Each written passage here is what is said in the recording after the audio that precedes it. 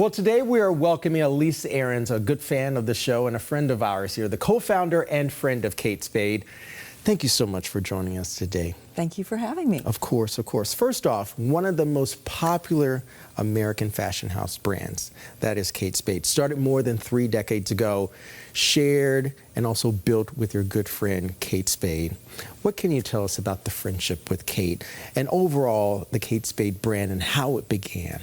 So Katie and I met when we were freshmen in college at the University of Kansas. The first day, 18 years old, in our freshman dorm, and immediately became best friends. And spent a lot of years together, moving to New York, working in the fashion industry, and we'd always wanted to have a business together. But, you know, of course we were broke and we had no experience until we had jobs in the fashion business.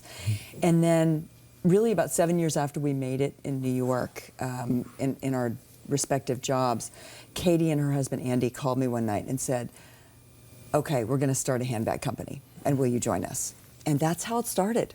Just like that, just one simple phone call, just like out that. of the blue. I totally trusted them. I knew that the idea was sound, and I loved the idea of the product. And we started it out of their apartment. No way. Yeah. And I noticed that you called her Katie. Yes. Such a loving name, such a warm thought that you have about this one person that, you know, it's not easy to every day create a business, but also share that throughout its journey with a friend. How have you experienced the brand growing and how it's still living on and living in the legacy of Katie?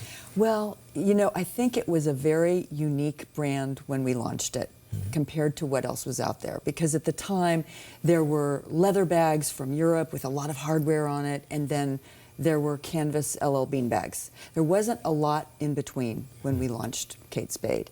And so I think it really found its place because it was a designer brand, something new and different and simple and chic all at the same time.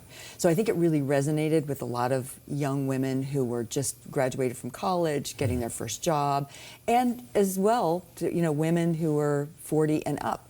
And it became sort of this iconic American brand over time. We owned the business for about 13 years, and the 4 partners, we decided to sell it in 2006. And so it moved on after that point, and of course, you know, someone else had bought the brand and really has grown it a lot. And taken it on and carried it on and carried it forward. Right. You've since also launched a memoir, and we have that with us as well, about your friendship and the career that you've shared with Katie. And the memoir is called We Might Just Make It After All. What was your mindset in writing this memoir? So, you know, so many people have asked me over time about Katie and why she left us. And I think for people who have lost friends and family in that tragic way, there is no why.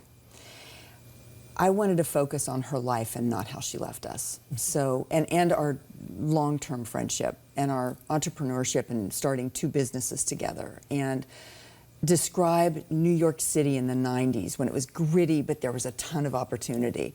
And so there's a lot in the book for a lot of people, but it's really mostly the story about our best friendship. That resonates so much. I think about my brother and he and our best friends to one another, and I think about the vibrancy that he and I had when we were coming up through our 20s in New York City, you know, and also in Philadelphia. But to be in your 20s and create a fashion house brand and also live that in New York City, I mean, the pinnacle. It was fantastic. I imagine that it was.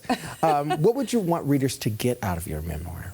So, you know, I think so many people, for so many, the entrepreneurship resonates with them and they love reading about how we started 2 different companies. The New York City in the 90s part resonates with a lot of people who lived in New York during that time and recognize some of the places that we went and the restaurants and the night spots and all of that. But I think what I'd really like people to get out of it most of all is that if you were lucky enough or are lucky enough to have a best friendship like I did, that you should really cherish it. And even if you don't live in the same city as your brother or your best friend, call them and tell them you love them. And I Those really 3 little words. Those 3 words always go far than we can ever go ourselves.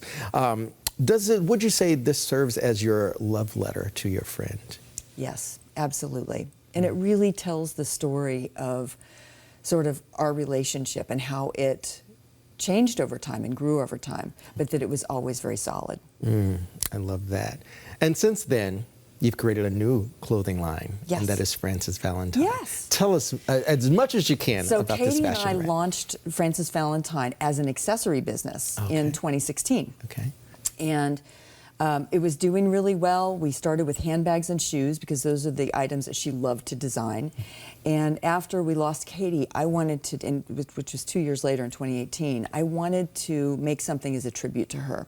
So I pulled out 2 of her favorite vintage pieces that we had collected years before, a caftan and an embroidered sweater.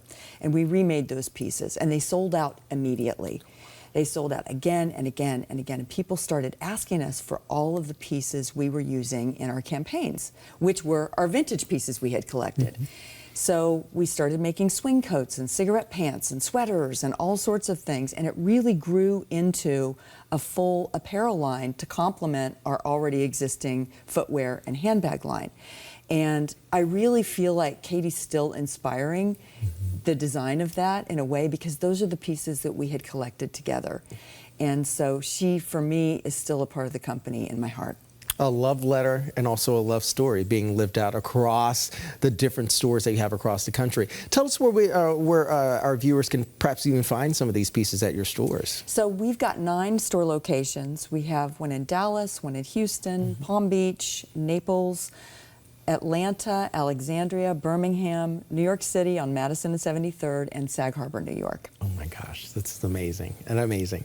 And as far as the Boston community, we have a store that we sell to here in the Mandarin Oriental Hotel. Oh, amazing. Yes. Amazing. I can find those pieces there. Alicia Daniels. I hear that perhaps next year you're going to be fulfilling a dream inspired by one of TV's most iconic actors, Mary Tyler Moore. Yes. Fill us in on these details. So obviously the name of the book was inspired by the theme song to her television show, Love Is All Around, but one of the lines is, "You might just make it after all." And Mary Tyler Moore inspired Katie and me both to become journalism majors in college, because she was a modern, iconic woman at a time in the 70s when women didn't have the same rights that they have today. But she forged her own path in a mostly male-dominated field, and we wanted to be like Mary.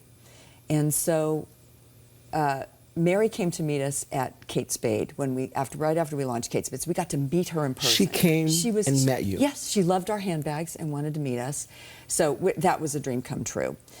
Cut to, just a few months ago, the Mary Tyler Moore Foundation reached out to us, having no knowledge of the book or the title. And I know, it's just a dream come true. And wanted us to do a collaboration with them. So we are recreating the Mary Richards kind of wardrobe and a few of the Laura Petrie pieces from her era for fall 2026 in the Frances Valentine collection of apparel, shoes, and bags. And I'm over the moon. I mean, I'm over the moon. I remember watching episodes of Mary Tyler Moore when I spent summers with my grandmother, and I remember Mary Tyler Moore having an absolutely amazing fashion sense. Yes. It was wonderful. Yes. Well, Elyce Arons, the co-founder of Kate Spade, author of the memoir, We Might Just Make It After All, and founder of Frances Valentine. Thank you so much for coming in. I so appreciate it. Thank you for having me. Of course.